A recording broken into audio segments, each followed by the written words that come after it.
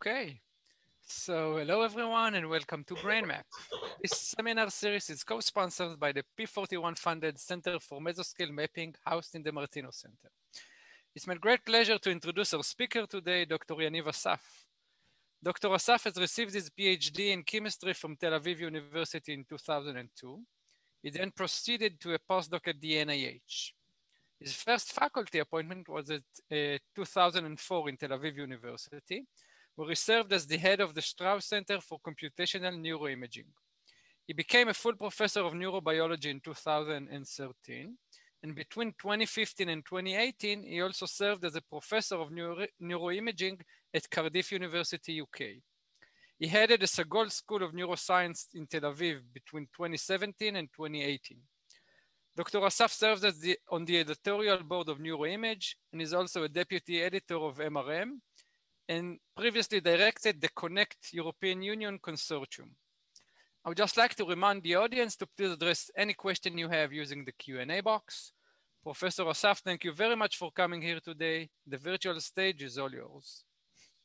Thank you very much, all, and thank you, Kiara, for the invitation. And I'm very happy to give this talk, even remotely and not in present. And I hope you like it. So today I want to speak with you about the evolution of the Connectome. This is a project that I've been involved in the last, I think, 7 years already. It started as a hobby, a bit creepy hobby. But then it developed into a scientific agenda, what you see in a minute. I want to start the lecture by a phrase by Santiago Ramon y Cajal. It's very popular to give phrases now in presentation. When Santiago looked at through a microscope at neurons, and he kept thinking how this is working, how this is a machine that creates thoughts and stores information, etc. And through looking at that, it came out to a hypothetical, philosophical conclusion that everything that happens in the brain needs to be governed by laws of conservation for time, space, and material. And when you look at on this sentence, there are so many aspects to look at it. So everything needs to be conserved in a way, mainly because everything in the brain is closed within the box. And if you add information to it, then something needs to be changed in order for that information to be kept, just to keep it balanced through that law, if that law exists at the end. And this is something that intrigued us through this study that I will show you today, that looked how the brain connectome has evolved over the mammalian class. And I'll try to show you that we can find laws in that regard, like the things that Ramon y Cajal said, by looking at the connectome of the brain. If we look at the history of brain evolution, it seems like it follows that line, so we know that different mammals have different brain size, but we do know that there are some laws.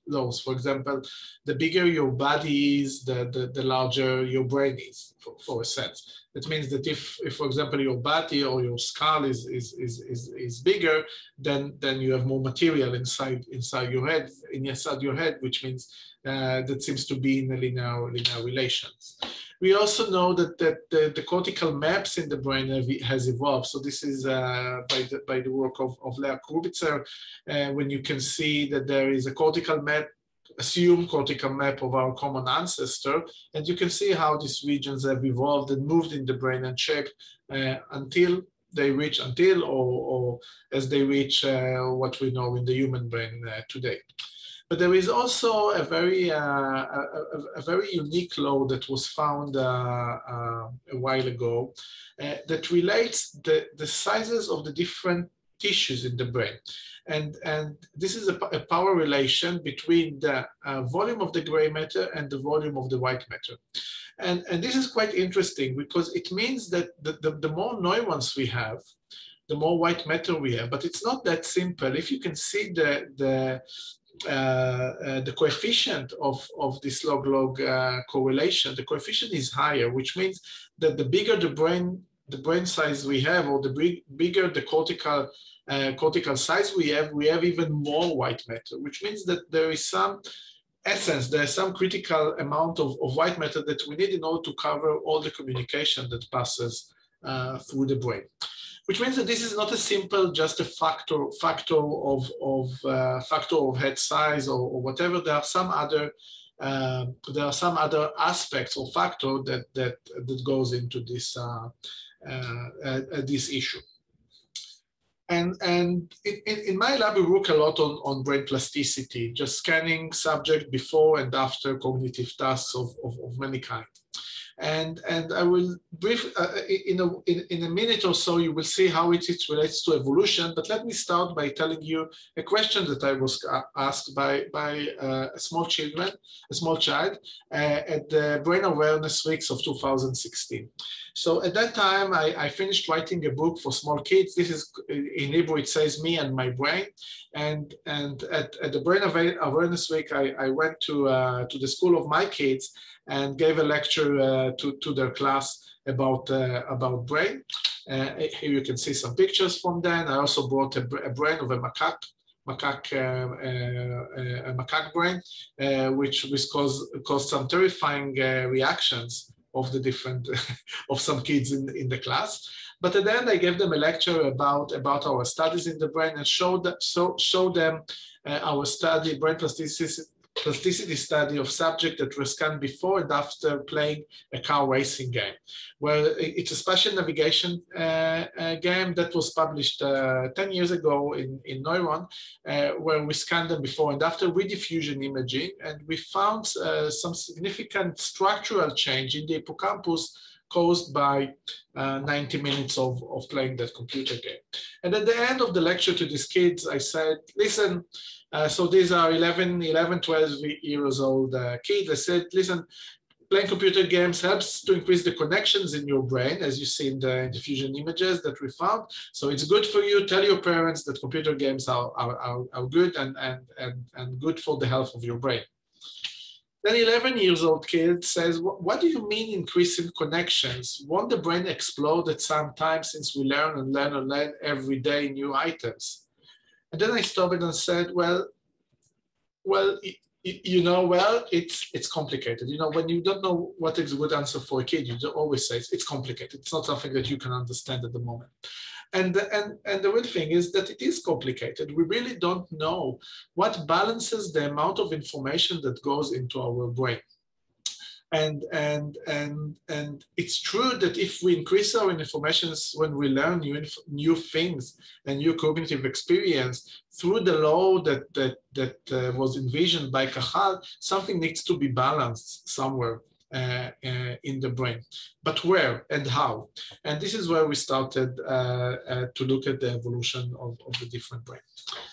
And one of the key items, whenever I give this lecture, I say, why we don't know this answer? So we have already 120 years of modern neuroscience already today, and still we don't know the answer for this basic key question of how the brain stores information and how it balances the passage of information within the brain. And to answer this, and I think this is very important for any neuroscientist to know, I took one of the issues of Journal Neuroscience and created a word cloud out of all the words that were there. And so this is the main words that came in. And something very interesting comes out from this comparison. Look at how big the word neuron is compared to the word brain. Look how big the word mice or rats or rodents in that respect compared to humans.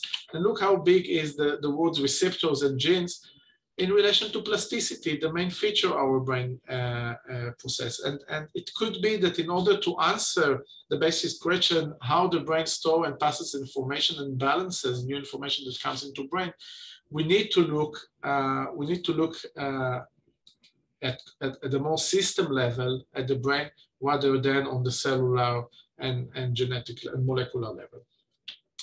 And it goes to another phrase that I always give in my lecture by Marcel Meshulam from NYU, that nothing defines better the function of a neuron, and we can extend it very easily to the function of the brain than its connection. If we know the connection, so the connection gives us a lot of information about the function of whatever we look at. You can extend it not only for the brain, but also for the internet, also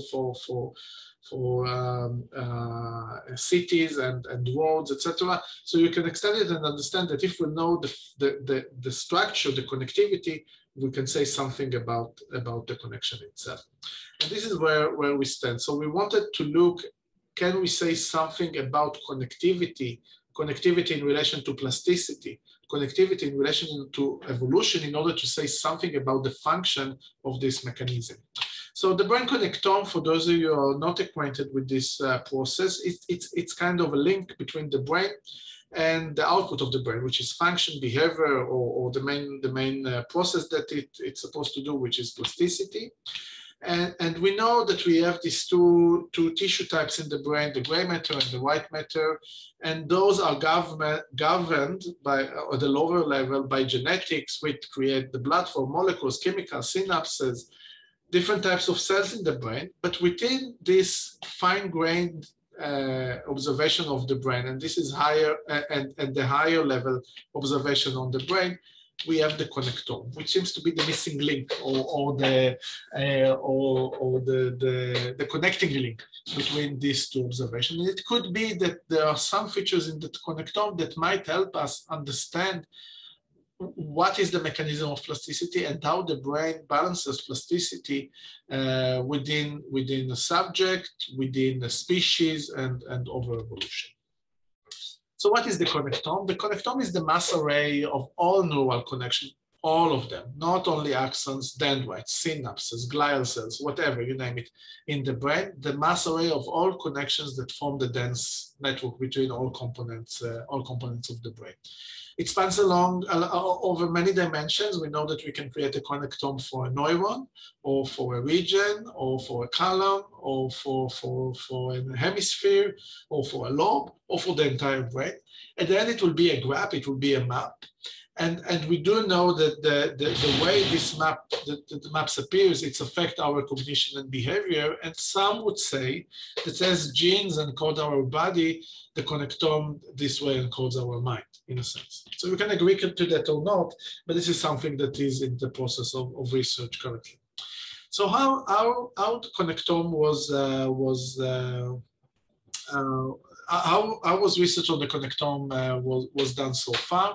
That was done on very small animals through electron microscopy. So this is the C. elegans. It's a tiny, tiny little worm. And the nice thing about it is it's so tiny and so little that you can do electron microscopy on a series of slices of that worm and recreate the entire worm again. And that was published in the Open Connectome project of the C. elegans. And you can see when you enlarge it, you can see all the details of the different cells. And by tagging each one of them, this is a neuron, this is a synapse, this is something else, you can recreate all the connection. And this is the worm connectome. So the worm, this worm has 302 neurons, and all their connections were mapped into different regions. These are interneurons and sensory motors, motor ones. The only purpose that this creature has a nervous system is in order to do very basic activity. It's to move left or right, forward or backwards in order to find food. And this is a very unique and very, very balanced and efficient network.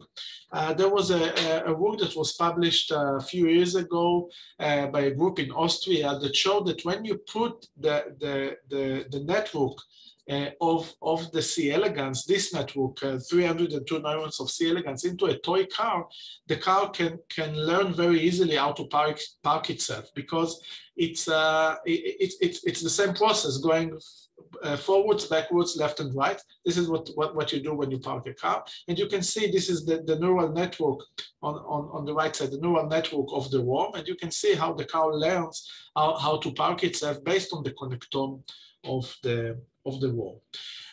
So obviously there is a lot of information, there is a lot of cognitive, even for this simple creature of the worm, there's a lot of information that seems to be meaningful cognitively just by looking at the connectome, looking at the connectivity and the wiring diagram. So obviously this is important. And there's a lot of effort in the last, I think, 15 years about exploring the connectome at different levels. So this is the C. elegans. There is now the Drosophila connectome with 25 25,000 neurons. There was also an attempt to create a connectome of the mouse brain. This is 70 million neurons, so it's a few orders of magnitudes higher. I think the entire brain was already cut and in a 3D electron microscopy, but it's yata bytes, 10 to the 24 to the 24 to the 24 bytes of data that is stored in one giant computer in Germany, but nobody knows how to access it. So obviously there's a lot of information. There is a scaling issue here. Just thinking about the 100 billion neurons that we have in our brain, it seems that by tagging each and every little neuron and synapse in the brain will be almost impossible to do, at least not with the current technology we have today. So we need to go in an alternative way. And do better than you, the Martinos Center knows that MRI would be the answer for that, and specifically using diffusion MRI. So I know that most of you have experience with diffusion MRI and DTI, so we'll go just very, very briefly. As in everything with MRI, we look at water molecules, and specifically with diffusion MRI, we look at the motion of water molecules. And you can see in these two examples that it's quite different, the motion of water molecules between the cell body, the cell soma over here, and within the neural connections. In this case, it's the axon, but it could be the dendrite or any other fibers to that end. And then we can differentiate between these two types of motions by doing an experiment called diffusion tensor without going into the technical details of it. But then we can just say that the rough motion of these water molecules seems to be like this ellipse. So this is the longer axis, which means that they move preferably in that direction. And we can use that information and dive into the brain and see how connectivity forms by just following these ellipses in the brain. We can just move from one brain regions to another and eventually create this kind of diffusion tensor based tractography or Hardy-based tractography in order to create a connectivity diagram. With all the limitations and problems that we do know that we have in fiber tracking, still it provides very, very good proxy of how the connectivity of a living human would be. So that is a great advantage. So the first starting point of our project was to validate it. There's a lot of problems with diffusion imaging, a lot of critiques about creating false positive and false negative with the fiber tracking, and we do wanted to validate it. So we took the connectivity atlas from the Allen Institute, so this is it, and tagged 24 different regions in the mouse brain. We also created a very, very rich and with a lot of directions, high angular direction, diffusion imaging of excised mouse brain over here, and created the two connectomes. So on the top here, you see the connectome of the Allen Atlas for the 24 by 24 regions that we have, and the connectome of the mouse brain from the diffusion tensor imaging. You can see that there are quite differences between the two connectomes, but Mantel test for matrix similarity showed that these two matrices has more similarities than differences between them. Although you can expect differences, they do look at different aspects. This is track tracing, this is diffusion imaging. Each method has its own limitation, but overall we could say that tractography give us a good proxy of the connectivity matrix of what the connectome would be, and that it is. Specifically, the connectome is important in terms of plasticity, and there is some motivation to look at it because we do know that it does change through plasticity. So this is a famous paper published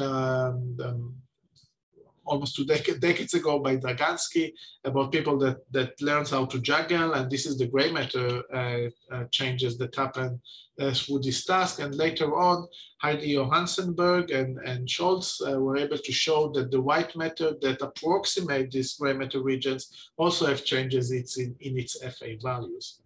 In different experiments, this was done in my lab. We showed that rodents that learn the spatial navigation tasks in water maze have some cortical changes in the hippocampus and other brain areas, but also increase in the amount of myelin basic protein in the corpus callosum. And also there are other experiments. I don't want to say to waste our times on that, but there is a lot of evidences that the white matter and the connectivity is something that dynamic and changes all the time. So connectome plasticity is something that we know that happens, and we also know that there is what are the biochemical cellular mechanism for that. I'll go back to that in a few minutes. But let me ask you this question. So here you have 3 images of 3 embryos. And each one of them at the end will be a different creature. All right. This is the connectome of these 3 embryos. And you can just look at it, you can see that they are not the same. Something is different, right? So this looks like a human brain. And this is something pointy here on the frontal lobe, and this is something more broader on the parietal or temporal regions, etc. And the differences in the brain of these 3 embryos is designed for the different purposes of the daily activity. This brain is designed for better hearing. This brain is designed for better smelling, and this brain is designed for better seeing. And indeed, these are different creatures. So this is the connectome of a dolphin brain. This is the connectome of a porcine brain. And this is the connectome of a human brain. Specifically, this is Yossi Yovel, my colleague here at Tel Aviv University, who is a zoologist and a neuroecologist. And there are many titles for him.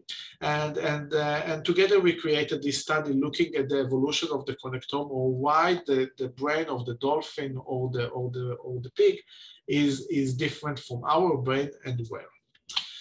And lucky enough, we got a connection with the National Institute for Veterinary Services in Israel, where any animal that dies for any kind of reason in the wildlife or in the different zoos or safaris in Israel, they get an autopsy of the brain just to make sure that there are no outbreak of different diseases like as rabies or swine flu or whatever, or corona. For that respect. And we were lucky enough to get the brain samples of over more than 130 different species, where you can see here, as you can see here. And for some of the animals, even replicas of the brain. And we scanned all of them in our MRI center. So this is just an example. This is just an example of the richness of the data we have. So this is the connectome of the humankind representative. This is a mangebi, monkey, hyena, food bat, ibex, red kangaroo, rabbit, rat. This is the smallest animal that we scan, and this is the largest animal that we scan. This is a trident bat. The entire bat weighs 6 grams. It's something like that. And the brain is tiny. It's really, really tiny. So we took a week to scan it. On the other side, we have the bottlenose dolphin, which was much bigger than the human brain, about 2.1 kilograms. It was the largest that we scanned. We had to put it in the human scanner in order to scan it. So we can see that the richness of diverse between the different animals, and you can see that the structure is completely different. The structure of the connectome is completely different. So how we can compare between this kind of different images? Just to know this this database, we called it the MAMI database. MAMI in Hebrew means something else, but to the sake of this purpose, of this research, it's Mammalian Mri Database.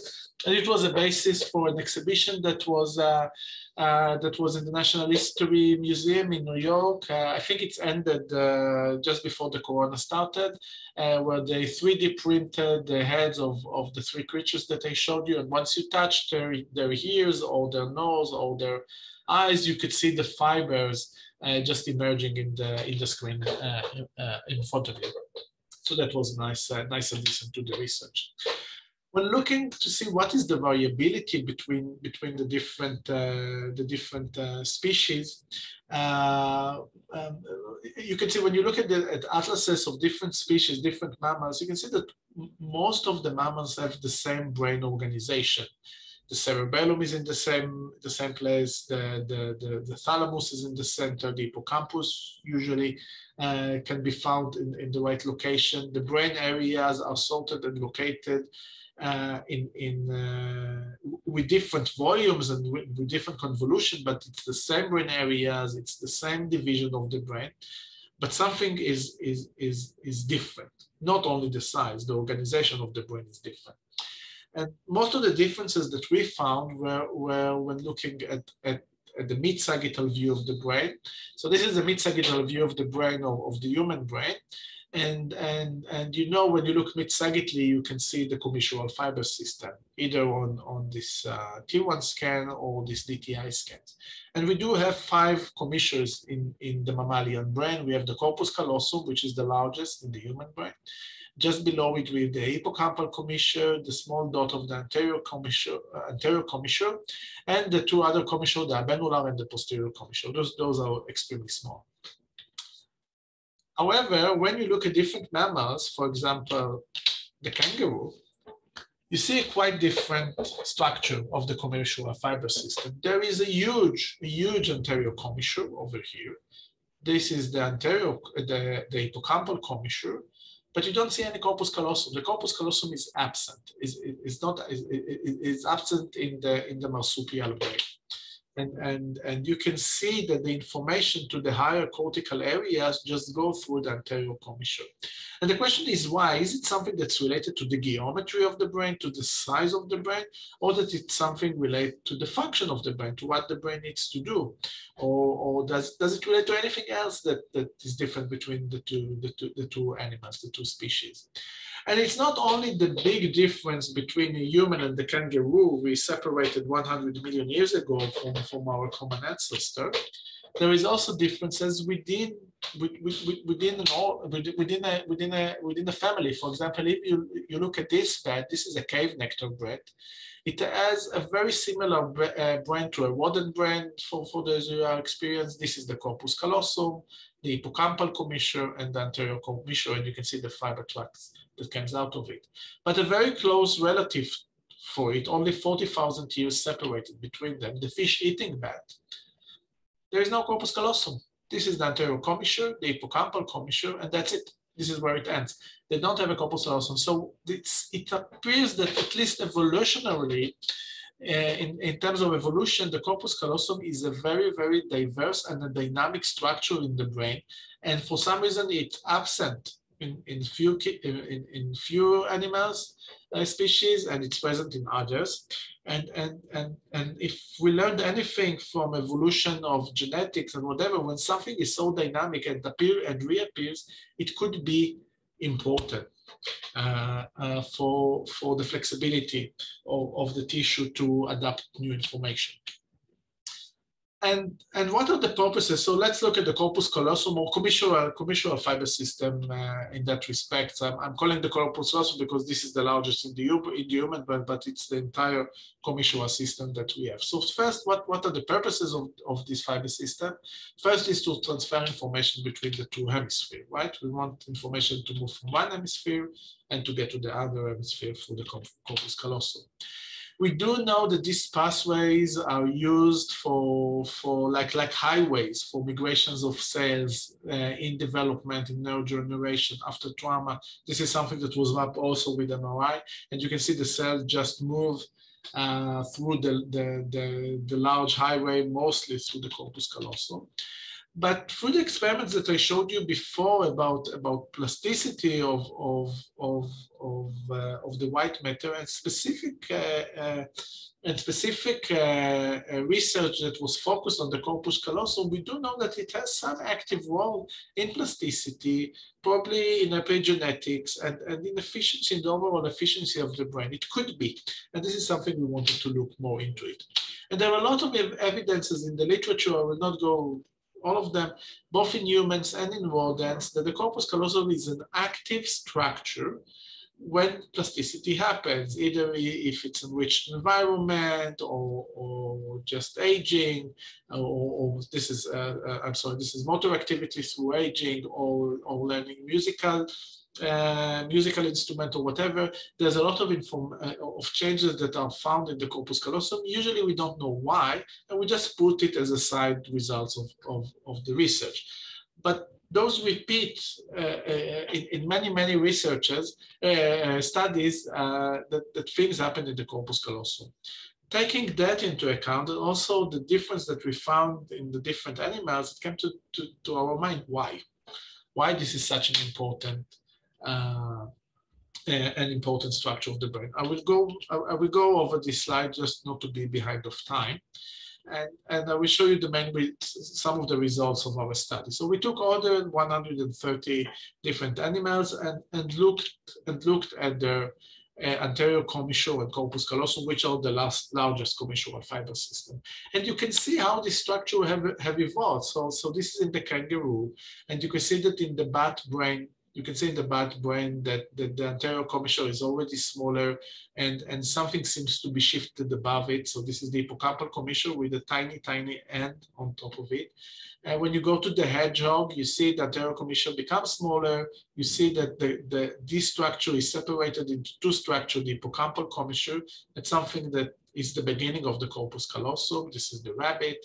The wolf brain, and you can see that already we have a very large corpus callosum here. The hippocampal commissure, it's almost disappeared. It's flat behind the corpus callosum. The anterior commissure becomes very small. When we go to the primate brain, we can see mostly the corpus callosum. The other fiber system are very small.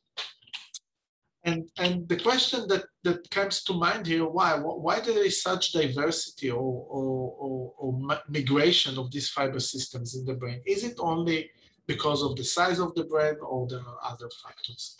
In order to answer that, we used network analysis and graph theory related properties, and specifically we took the mean short path as a marker of network efficiency. So here you can see on the left-hand side, you can see the connectome. So this is the connectivity wiring of, for example, a human brain.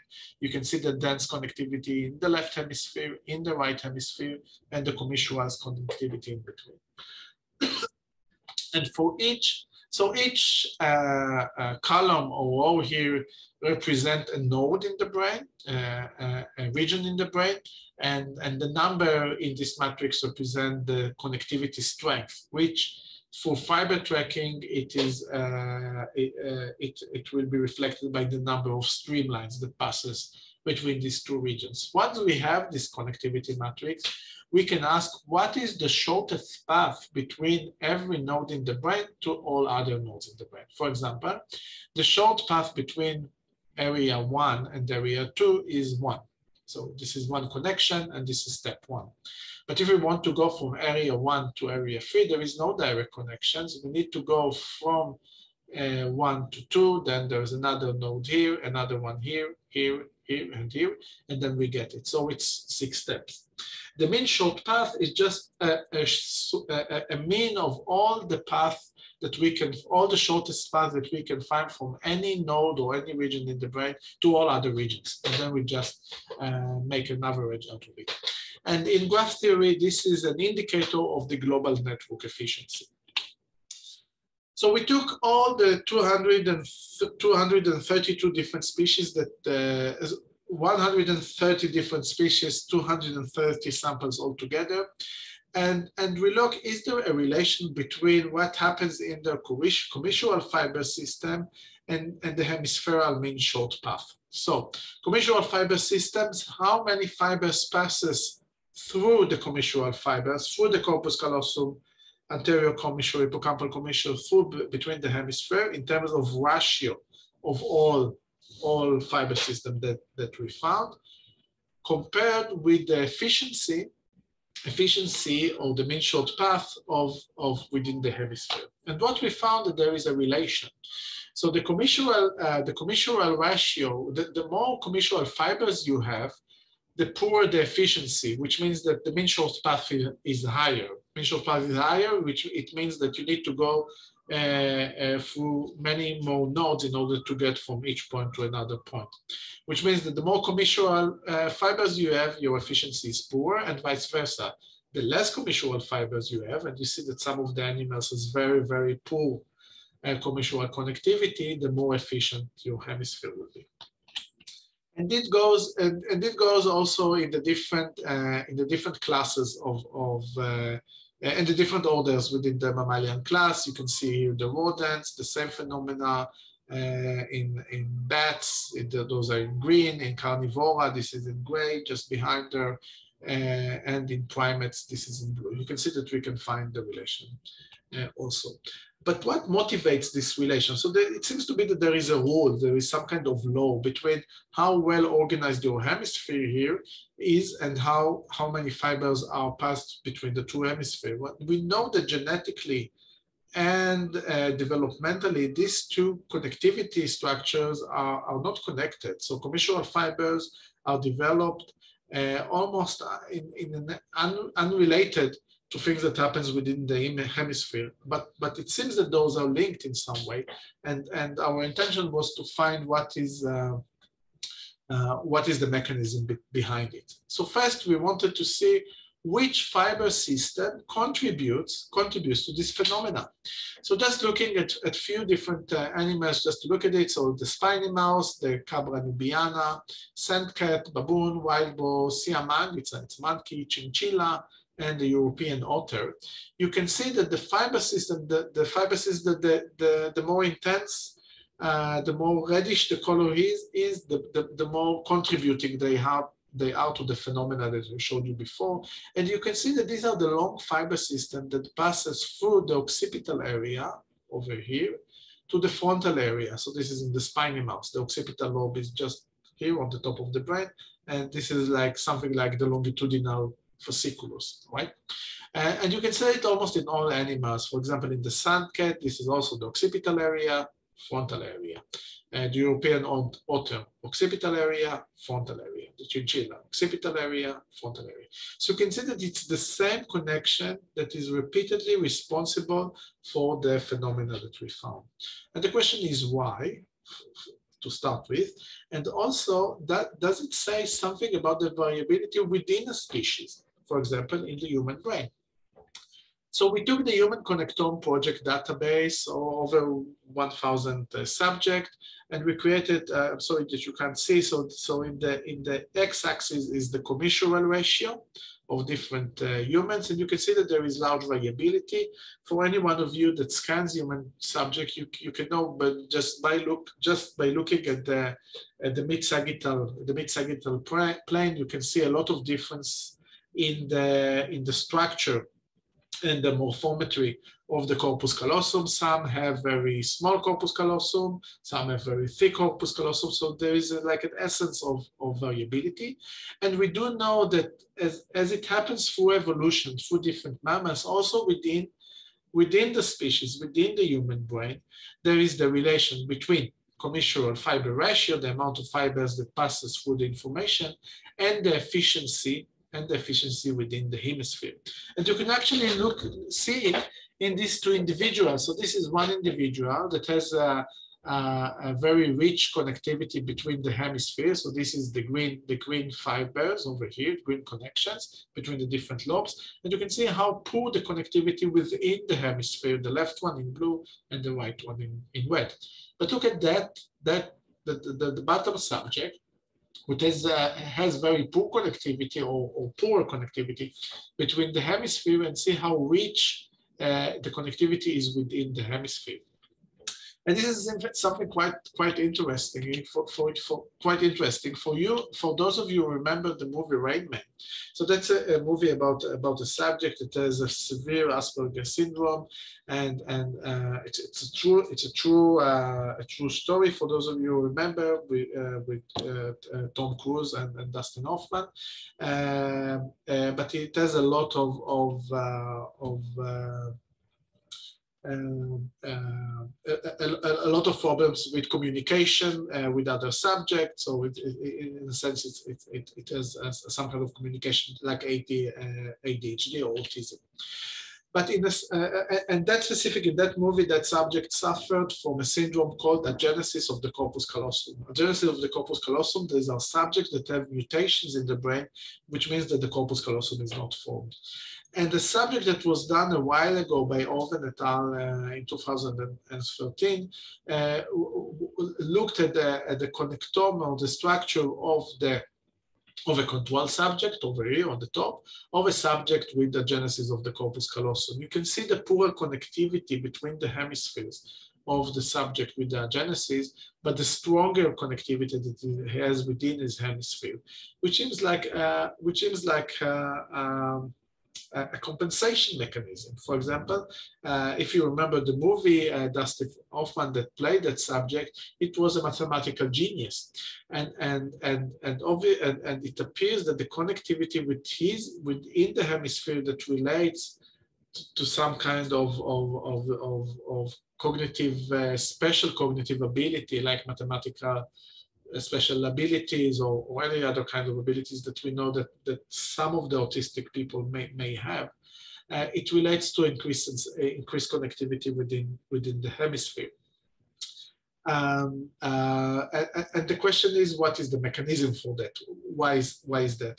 And it appears that the corpus callosum acts like a regulator, or something that balances the passes of information. That for some reason, for example, in one subject, there is a poor connectivity between the hemispheres, then the hemisphere will become richer, which may lead to some unique cognitive abilities. And what happens when we learn a new rule? So when we learn a new rule, so there is increased connectivity, for example, in spatial navigation, in temporal region, that has to be balanced through the corpus callosum if our law exists. And this is something that we look into it at this moment. What are the cognitive manifestations of this observation? And I'm getting close to the end of the talk. So here we performed another analysis from network analysis that is called S-corners. In S-corners, you remove one of the regions artificially, of course. You remove one of the regions of the brain and see what its effect on the phenomena that we found. So the blue regions are like central regions in the brain. When we remove them from the network, it caused a reduction in the correlation that we have between the commissural fiber ratio and the hemispherical efficiency. And so you can see the medial frontal areas and some parietal areas that are responsible to this information. Also in the HCP database, we had a lot of cognitive measures on the subject, and we were able to use canonical correlations in order to tackle those apart. And we found that the main cognitive measures that is in correlation with our observation is the crystallized intelligence. So it seems that the less commissural fibers we have, the more intelligence we are at the end, which is interesting phenomena in my view. So to summarize everything here, it appears that through looking at plasticity, through evolutionary plasticity, through lifelong plasticity, within species comparisons, we can see that the corpus callosum is a key regulator in the brain in terms of the connectivity features of the brain. And it could be that by looking at the contribution of the corpus callosum, the size of the corpus callosum, its connectivity patterns, and its effect on the overall connectivity of the brain, that we can start to untangle the different variability between different subjects. And moreover, it seems that this is not a very stable structure, as it does change through plasticity. We know that there are cognitive experience that causes some changes in the corpus callosum. So obviously, it seems like a universal mechanism of balancing plasticity in the brain that we can use now as neuroscientists by just scanning a conventional and single DTI scan. We can use that in order to add it to other factors that may explain us the variability in brain function, behavior, etc. So with that, I would like to thank the contributors to this work. First, Professor Yossi Urbel, which was my colleague in this project, and we did it together, first as a hobby.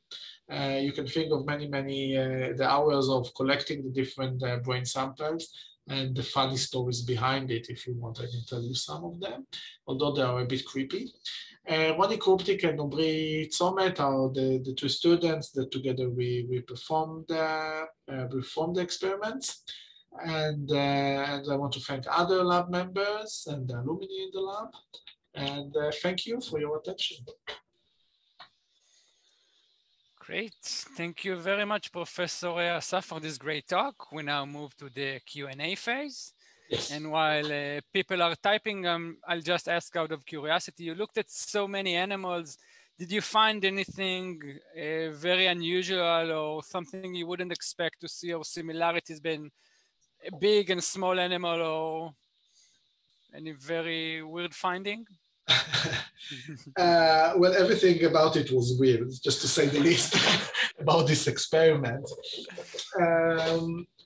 I do think that the absence of the Corpus Callosum in some areas, in some animals, was very intriguing. Why this Corpus Callosum disappeared? Obviously, that relates to this balancing factor. For some animals, it just didn't need to be formed in a way. And some of them are very closely related animals in one sense. In another way, I didn't, just the brain is bigger. For bigger animals, it's more convolved. It has more convolutions within it. But I couldn't see anything from brain size that affected the connectivity pattern. So it seems that the connectivity is done regardless to brain size, as Santiago Ramón y Chacal envisioned in his theory or philosophical remark since then. I think of particular observation was the brains of the dolphin and the bats, just because their active sensing is done through the auditory system, through the sonar, and not through vision like most mammals. Their brain had quite unique different aspects, like a very huge inferior colliculi, a huge one, a very huge temporal area that obviously perceived the acoustic radiation, which seems to be parallel to the developed visual system that we have in our brains. So that was interesting to look at. Great. Next question from Bruce. Hi there.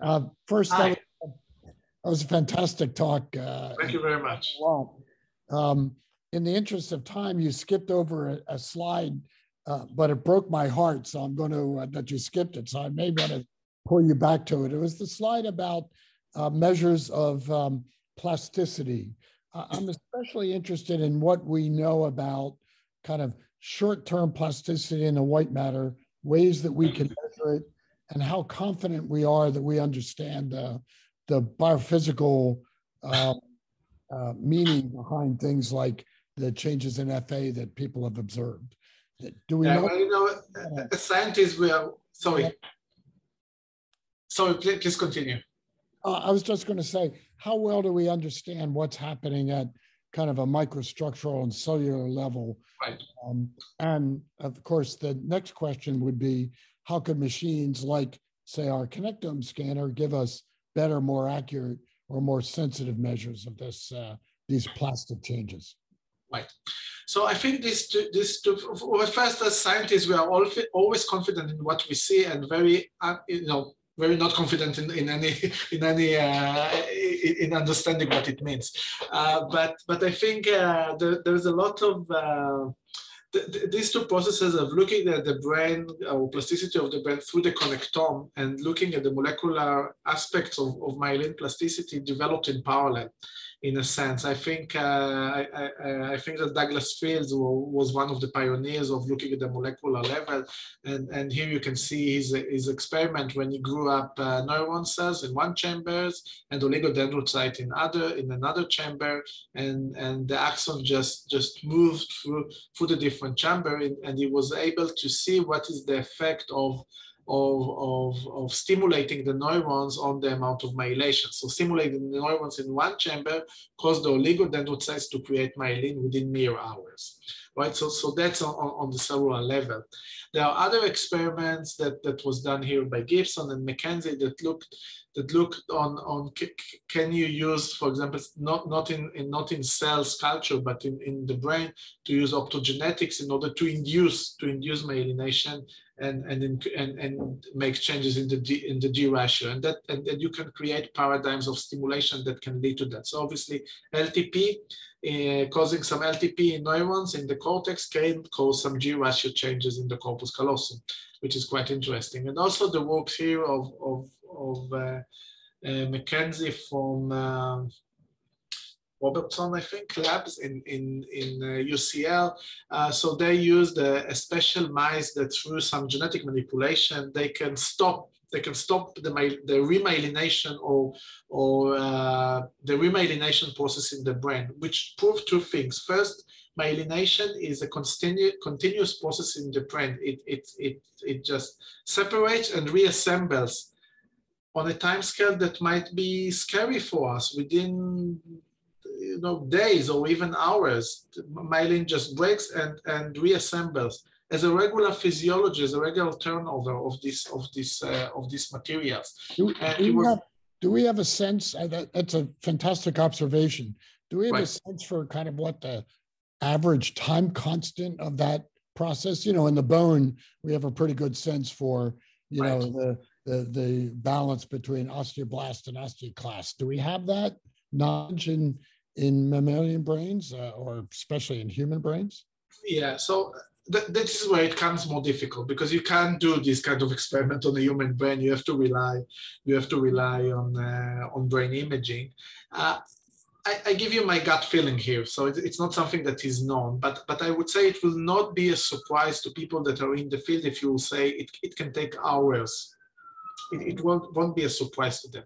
In the plasticity experiment that we have done, both in rodents and in humans, using diffusion imaging of all many kinds, not only DTI, but also CHARMED and Excalibur and all other things that could look at fine aspects of connectivity of axons, you can see changes, and in order for MRI to capture a change, that has to be something massively on the cellular level that happens.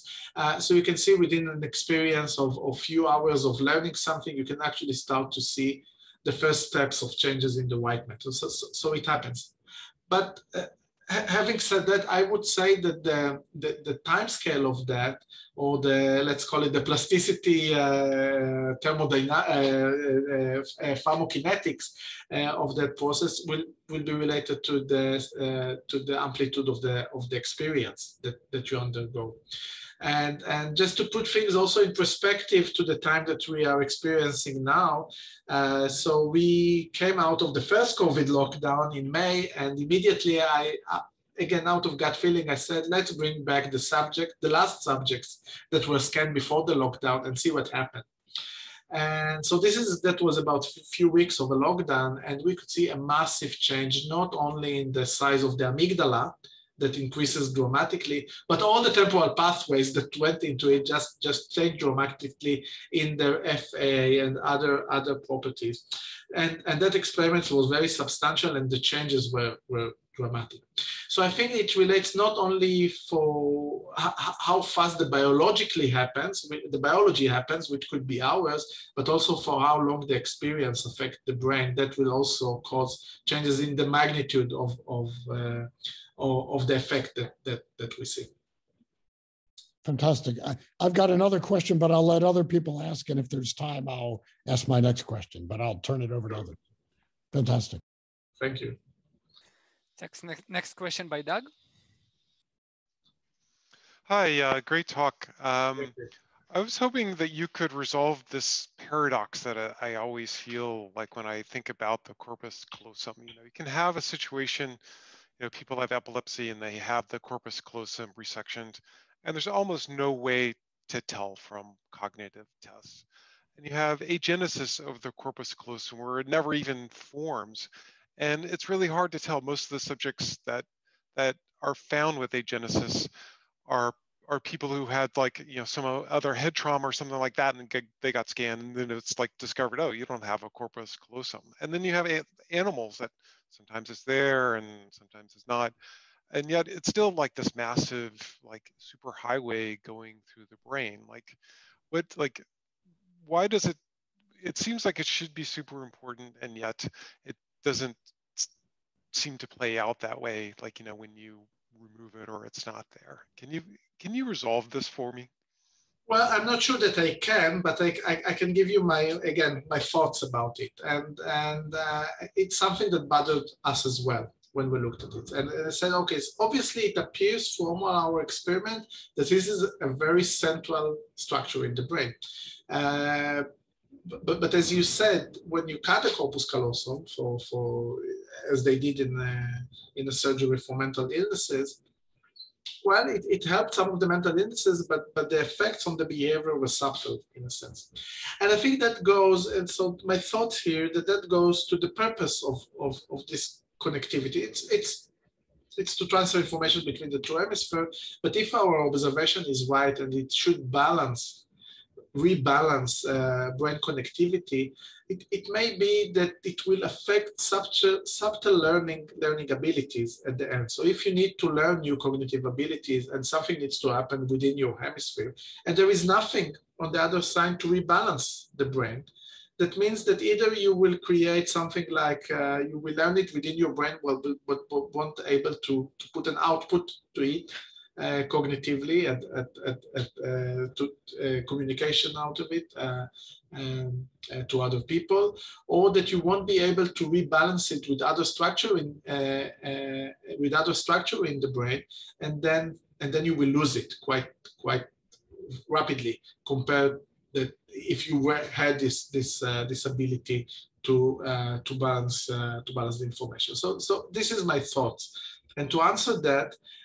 We do got a new grant program now to scan subject before and after a large real life events, real life motor activity learning, complex motor activity learning, and see how the corpus callosum, specifically in humans, is used to rebalance the connectome in relation to that specific task that they have learned over a period of 3 months.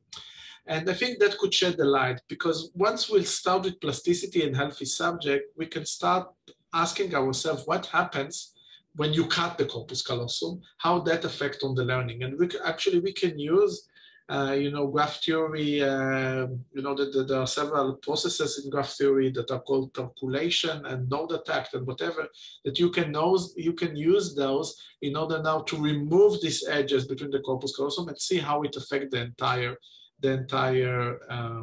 connectivity of each hemisphere. It doesn't mean that they won't function, but it could be that the rebalancing after adding new information will be impaired, and that will mean that there will be some limitation to the amount of learning they can do, or to the amount of time that they can maintain this information. So these are my thoughts about that. I hope that within a year I can give more detailed explanation. Thanks, and going back to Bruce. Well, that's great. Thanks. I've seen these measures. People have talked about different efficiency measures and how they relate to our, say, diffusion metrics. And the correlations that you showed, were quite strong. Obviously, there's a lot of variance, and some of that variance is no doubt natural biological variability. But it also seemed to me that these kind of measures may provide us some kind of objective ways to compare our different acquisition and analysis techniques.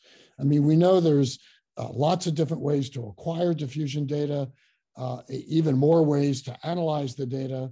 The maps that you get from them, generally bear, some similarities, but in their details, they can be quite different.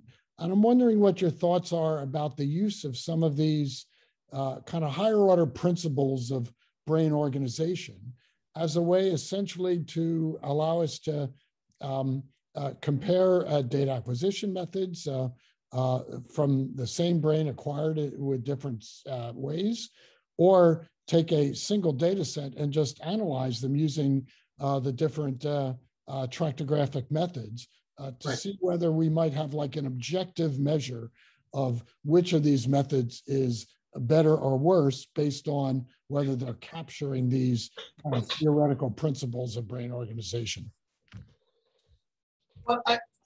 Well, to start with, I don't know how to say if one pipeline of acquisition is better or worse than the other, because we don't know what the truth is, right? If we measure this connectivity pattern in vivo, we don't know what the truth is. Well, agreed, and that is the challenge, right? We've got all these methods and no gold standard. Right. And my question is, but you've kind of laid out some ideas that might contain a germ of a gold standard, like an efficiency metric. If we believe that the brains are organized around some kind of optimum efficiency, is there a way to use those kind of metrics as a stand-in for the gold standard? And as a way, it's like, well, if we change the I see what you're saying. Voxel to voxel from a maximum of 30 degrees. And you lose this relation, that means that the acquisition is not as good. Right, or if in fact we tighten up, we reduce the variance, can we infer at least maybe this is a better metric because it's capturing this information more quantitatively? So I can tell you what we have checked. So we performed at least from the analysis point of view, the acquisition was similar for all animals, but from the analysis point of view, we did a conventional fiber tracking, and we also used DTI-based fiber tracking, and we also did spherical harmonics deconvolution in order to resolve the crossing fibers issues, etc. So with the crossing fibers issues, we're able to resolve most of the variance in the data, not most of it, some of the variance in the data, and get higher correlation. When we use the conventional fiber tracking that does not look into crossing fibers, the conventional DTI fiber tracking, so we still got the relation that we have, although the correlation reduced from 0.5 or 6 reduced to 0.4. So we got poor correlation, but it was still present. So I could agree with you that you can say, okay, we have a phenomena. Now somebody says that he has like a super duper new acquisition techniques for diffusion here, super parallel, whatever that would be. And then you say, oh, if you can find this phenomena and you reduce the variance and you get better correlation, yeah, so that should be it. I think it's very tempting to do so. I think we need to put more validation or more, I would say more observation about the phenomena for itself. Maybe not only from fiber tracking, now we are doing it from another type of connectome, the resting state connectome. Maybe from resting state or functional connectivity, you would see a different phenomena or a similar phenomena, and you can say something about the passage, the functional passage of information between the two hemispheres and what happens within the hemisphere. And that would be, so once we get more information about that, we could say, listen, we have like a law here, and that should be strict. This is the law of conservation. If you can't find it with the acquisition that you made, maybe your acquisition is not as good as it should be. I think it's worth thinking about these in general, because it will be so hard to come up with the absolute gold standard validation. Right. And yet there's so much variance. And your notion of the crossing fibers, it's of course a great example, and one that we have a lot of interest in ourselves. One could imagine creating wholly new classes of algorithms that use that information more directly, make certain assumptions about what happens at the crosses versus not. And yet, how do we test whether those have, biological consequence or not. We need some measures beyond having the beautiful C. elegans-like connectomes, because the human, those are going to be way down the line. So I think some of the ideas that you've got really could be very valuable as ways to kind of bootstrap up knowledge about which of these acquisition methods and analysis methods are better, if not perfect. Definitely. I think one of the key parameters when getting an acquisition protocol for diffusion imaging, what would be the resolution? What resolution you need to have in order to create this connectome? And if you see that you get it at 2 millimeter square cubic resolution, as good as if you do it at 1 millimeter cubic resolution, why to bother with the 1 millimeter cubic resolution, right? Well, and the classic problem that we have is trade-offs between K space and Q space. Definitely. Lots of correction at high, B values, you want high spatial resolution. It's very, you get different maps when you look at them, but it's very hard to say, well, this is the right one, this is the wrong one. I'm looking for some other kind of metrics that we could turn to help us, gain some insights. And it seems to me like you may have some good examples in the work that you've shown. Yeah, thank you. Thank you. Next question from Maria.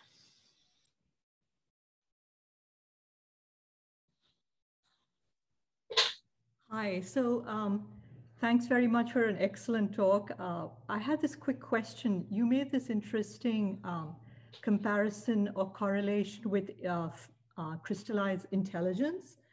And I was thinking that because speed of processing is a very integral part of intelligence, whether in your studies you've seen a difference on a simple task, whether it's button press, a sensory motor, or whatever, for those with and without a corpus callosum, to try and disambiguate that relationship with speed and the role of the corpus callosum?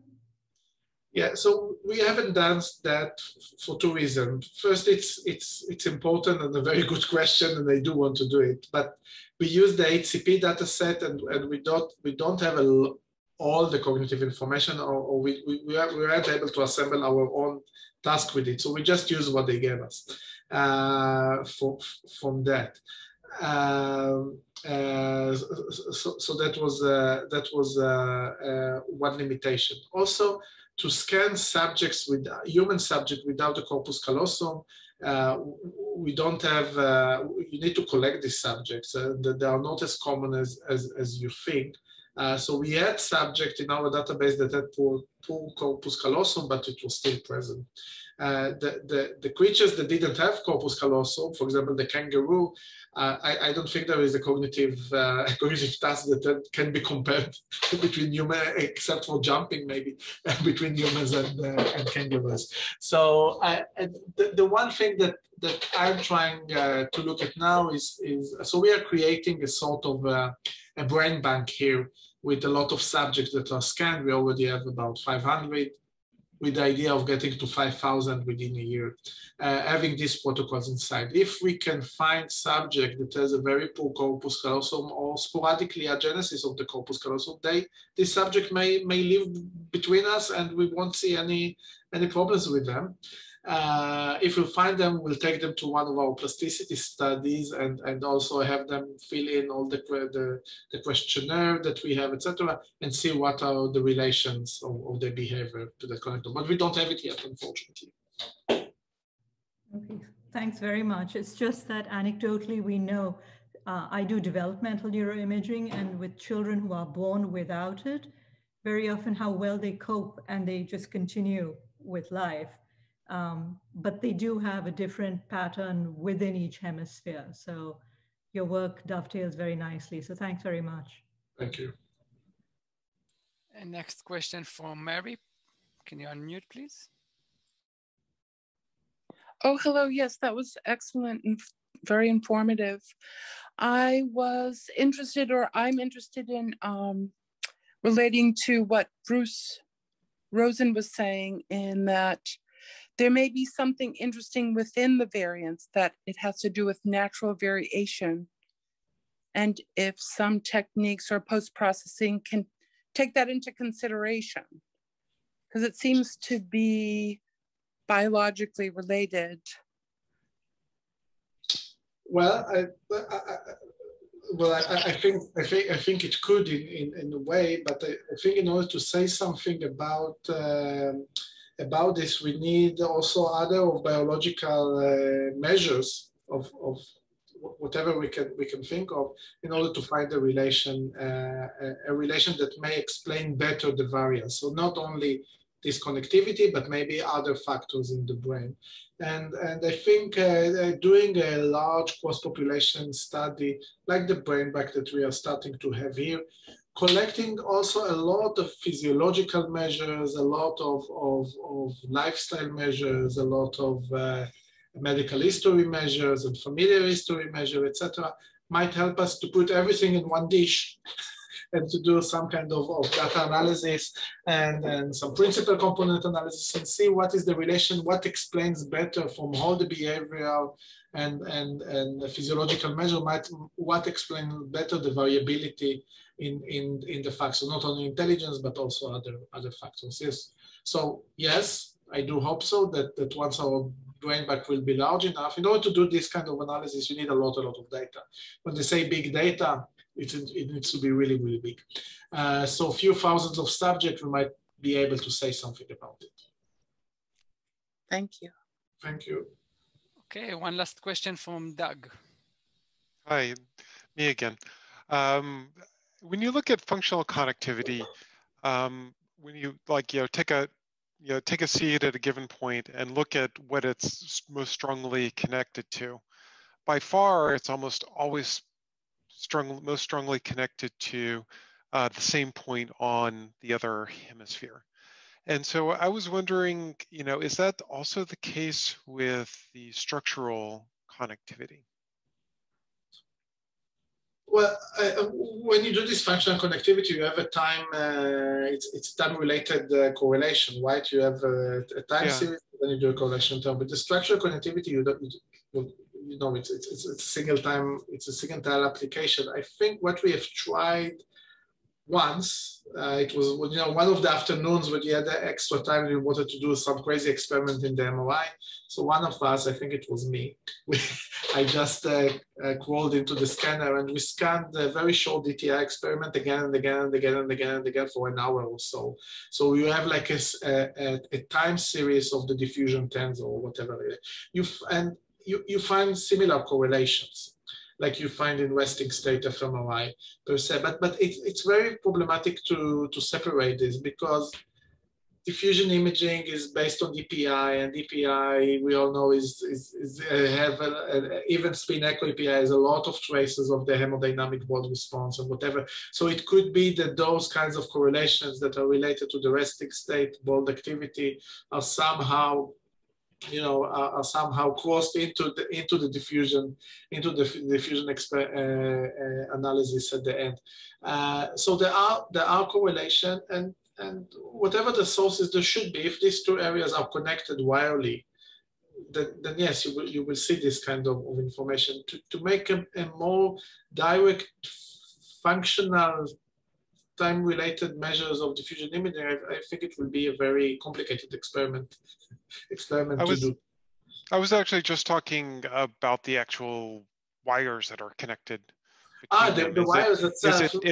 Is each point, to some extent, you can't say whether one wire is stronger than another wire, but kind of qualitatively, do you see that the connections between the same point on the opposite hemispheres, is it always there? Does it seem to be stronger in some way than within hemisphere?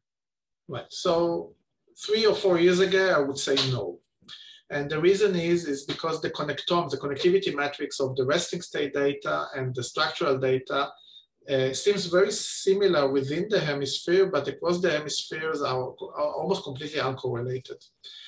Which Badr does a lot, because why should it be? Its function goes to structure and structure goes back to function. This is the most basic relations that we have. And the problem is that fiber tracking, the way it was done, when you do conventional fiber tracking, you know, if yes, you have this fanning of fibers or crossing of fibers, you miss those. And for example, the fibers of the corpus callosum always reach the midline of the brain, but never span to the outer areas. You get these kinds of interhemispheric connectivity in resting state fMRI like that. It doesn't, it's just correlation. It doesn't relate to this artifact in the data analysis. Once we got, we included the spherical harmonics deconvolution, it got much better. So the similarities between the two connectomes were much higher. Now that we have increased the number of directions that we measured from 60, which was very conventional a few years ago, to something like 180, which can be measured in a reasonable amount of time with parallel imaging, etc., and with multi-B-value shells, then the spherical harmonics fiber deconvolution works perfectly. You can all see the entire fanning of the cortex. And then when you put the two connectome, they are almost one-to-one. So that's very impressive. So in the sense, yes, there is, I would answer you, yes, there is a structural basis for the functional connectomes. There are differences, obviously, because the functional connectome may represent functional connectivity through a hub that we don't see structurally, so that may happen. But there are, but as long as you do the acquisition and the analysis, as Bruce said, better, then you will get better relation between the two. Thank you. Great. So thanks again, Professor Assaf, for this great talk and the vibrant discussion. We hope to see you next time in person, hopefully here. I do hope so. Thank you very much, everyone.